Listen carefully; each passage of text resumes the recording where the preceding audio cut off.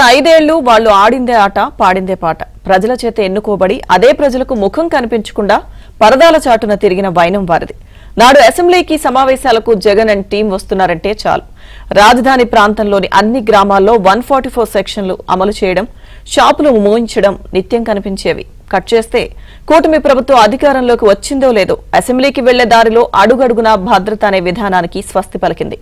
కాలచక్రం గిర్రున తిరిగినట్టు ఇప్పుడు సీన్ మొత్తం మారిపోయింది.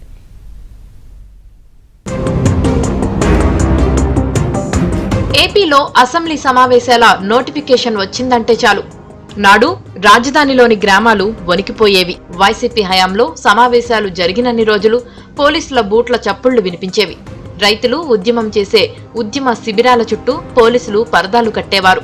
అలా అప్పటి ముఖ్యమంత్రి జగన్ వస్తున్నారంటే చాలు అడుగు అడుగుకు పోలీస్ పహారాలతో రాజధాని గ్రామాలు బిక్కుబిక్కుమంటూ ఉండేవి.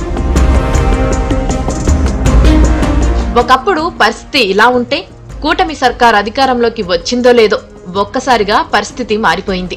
కూటమి ఎమ్మెల్యేలు అసెంబ్లీకి వచ్చిన మొదటిసారి రైతులే ఎదురెళ్లి వారికి స్వాగతం పలికిన దృశ్యాలు చూశాం.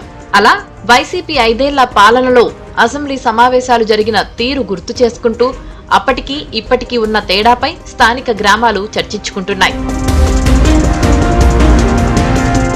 జగన్ జమానాలో అసెంబ్లీ సమావేశాలు జరిగే సమయంలో రోడ్లపైకి ఎవరూ రాకుండా పోలీసులు ఆంక్షలు విధించేవారు.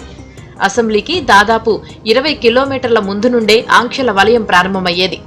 ఆనాడు ముఖ్యమంత్రిగా ఉన్న జగన్ తాడేపల్లి నివాసం పరిసర ప్రాంతాల్లోనూ అసెంబ్లీ పరిసర ప్రాంతాల్లోనూ 144 సెక్షన్ అమలులో ఉండేది. రోడ్లపై బ్యారికేడ్లు, వేల మంది పోలీసులు, ర్యాపిడ్ యాక్షన్ టీంలు, పరదాలు, షాపులను మూసివేయించడం, ఇలా చిరు వ్యాపారులకు, సామాన్యులకు చుక్కలు చూపించేవారు. అయితే ఇప్పుడు ఆ దృశ్యాలు కనిపించడం లేదు. జగన్ హయాంలో అసెంబ్లీ సమావేశాలు జరుగుతున్నాయి అంటే 2847 మంది పోలీసులను రంగంలోకి దించేవారు. కానీ కూటమి ప్రభుత్వంలో కేవలం 525 మందితో భద్రత కల్పిస్తున్నారు. అంటే గత వైసీపీ ప్రభుత్వం ఏర్పాటు చేసిన భద్రత కంటే 81.6% తక్కువ మంది పోలీసులతోనే ప్రభుత్వం ఇప్పుడు భద్రతా ఏర్పాట్లు చేసింది.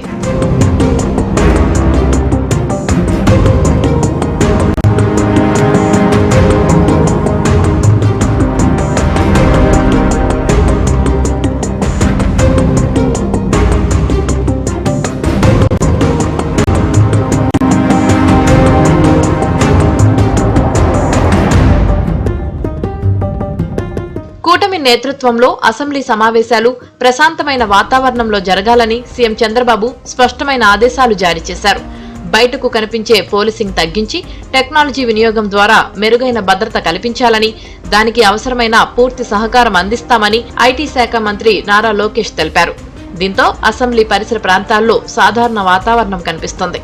ఇదే సమయంలో సభ్యుల భద్రత విషయంలో ఎలాంటి రాజీ లేకుండా ఏర్పాట్లు చేశారు. ఇప్పటికే టెక్నాలజీతో ప్రభుత్వ విధానాలను సామాన్యుల ఫోన్లోకి తెచ్చింది ప్రభుత్వం. అలాగే అత్యాధునిక విధానాలతో అసెంబ్లీ సమావేశాలకు భద్రతను కలిగిస్తోంది. దీంతో గతంలో ఉన్న హడావుడి, ఆర్భాటం లేకుండా సమావేశాలు కొనసాగుతున్నాయి.